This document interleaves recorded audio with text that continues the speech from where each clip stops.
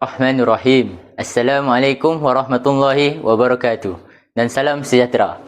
Sekalung pergaan buat Tuan Pengerusi Majlis, barisan panel hakim yang arif lagi bijaksana. Div-div kehormat yang dihormati, para guru, rakan-rakan peserta, seterusnya hadirin yang saya muliakan. Negarawan Ulung Tun Abdul Razak Husin pernah menegaskan bahawa perpaduan ialah kekuatan utama negara.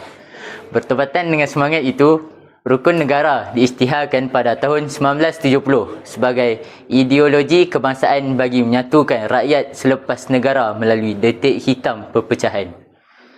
Lebih 5 dekad telah berlalu. Namun, persoalannya, adakah 5 prinsip itu sekadar menjadi lafaz di bibir atau benar-benar hidup dalam jiwa kita? Maka, dengan penuh keyakinan saya berdiri di atas pentas ini untuk menegaskan bahawa penghayatan prinsip-prinsip rukun negara merupakan kunci utama bersama membina negara bangsa yang bersatu, berdaulat dan sejahtera. Hadirin sekalian, pragmatik saya yang pertama, kepercayaan kepada Tuhan membentuk masyarakat yang berintegriti. Kepercayaan kepada Tuhan merupakan prinsip pertama rukun negara kerana pembinaan sesebuah negara mestilah bermula dengan pembinaan insan. Selaras dengan perkara ketiga dan perkara 11, Perlembagaan Persekutuan, Malaysia mengiktiraf Islam sebagai agama persekutuan di samping menjamin kebebasan setiap rakyat untuk menganut dan mengamalkan agama masing-masing. Peruntukan ini membuktikan bahawa negara kita dibina atas hormat terhadap kepelbagaian kepercayaan. Bagi memperkukuh keharmonian tersebut, pelbagai program dialog antara agama dan inisiatif perpaduan terus dilaksanakan oleh Kementerian Perpaduan Negara. Usaha ini bukan sekadar menghimpunkan masyarakat berbilang kaum dan agama, malah menyuburkan persefahaman, toleransi dan saling menghormati dalam sebuah negara yang kaya dengan pelbagai budaya. Dasar perpaduan negara turut meletakkan penghayatan rukun negara sebagai antara asas penting dalam memperkukuh perpaduan nasional. Fakta ini membuktikan bahawa pembentukan masyarakat berintegriti bukan sekadar tanggungjawab individu, bahkan menjadi anjada utama pembangunan negara. Implikasinya, apabila rakyat berpegang teguh pada nilai agama, lahirlah masyarakat yang berakhlak mulia.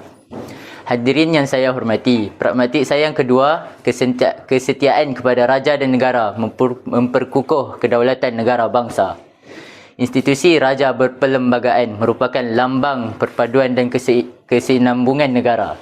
Selaras dengan perkara 32, Perlembagaan Persekutuan yang di-Pertuan Agong ialah ketua utama negara yang menaungi seluruh rakyat Malaysia tanpa mengira kaum, agama dan keturunan. Oleh itu, kesetiaan kepada raja dan negara merupakan asas kepada kestabilan serta keharmonian negara. Semangat Protestantisme dapat diterjemahkan melalui penghormatan kepada jalur gemilang, penghayatan lagu negaraku dan penyataan dalam sambutan Hari Kebangsaan. Namun, dalam era digital hari ini, kesetiaan kepada negara turut diuji melalui penyebaran berita palsu, fitnah dan provokasi yang boleh mempercah belahkan masyarakat. Sebagai generasi madani, kita tidak boleh menjadi penyebar kebencian, sebaliknya menjadi penyebar kebenaran. Pelbagai program kenegaraan yang dilaksanakan oleh Jabatan Perpaduan Negara dan Integrasi Nasional terus menyemarakkan semangat cintakan negara dalam kalangan generasi muda. Program-program ini membuktikan bahawa protestantisme bukan sekadar semangat bermusim ketika bulan kemerdekaan, tetapi nilai yang perlu disemai sepanjang hayat. Kesannya, lahirlah rakyat yang menghargai keamanan, mempertahankan kedaulatan negara dan sanggup berbakti demi tanah air tercinta. Hadirin sekalian, pragmatik saya yang ketiga, kesopanan dan kesusilaan menyemai keharmonian masyarakat majmuk.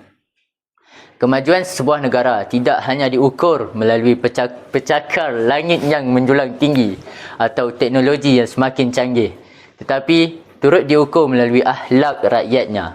Hari ini, media sosial membuka ruang komunikasi tanpa sempadan. Namun, di sebalik manfaat tersebut, kita masih berdepan dengan isu buli cyber, penghinaan, fitnah dan ucapan kebencian yang mampu meretakkan hubungan sesama masyarakat. Situasi ini sesuai seperti peribahasa Melayu, kerana pulut santan binasa, kerana mulut badan binasa. Oleh itu, setiap patah perkataan yang kita ungkapkan mestilah mencerminkan adab dan nilai murni.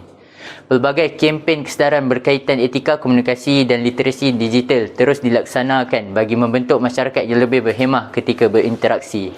Implikasinya, apabila masyarakat mengamalkan budaya hormat menghormati, perselisihan dapat diselesaikan melalui hikmah, manakala perpaduan akan terus diperkukuh. Jelaslah bahawa kesopanan dan kesusilaan merupakan jambatan yang menghubungkan kepelbagaian rakyat ke arah pembinaan sebuah negara bangsa yang aman dan harmoni.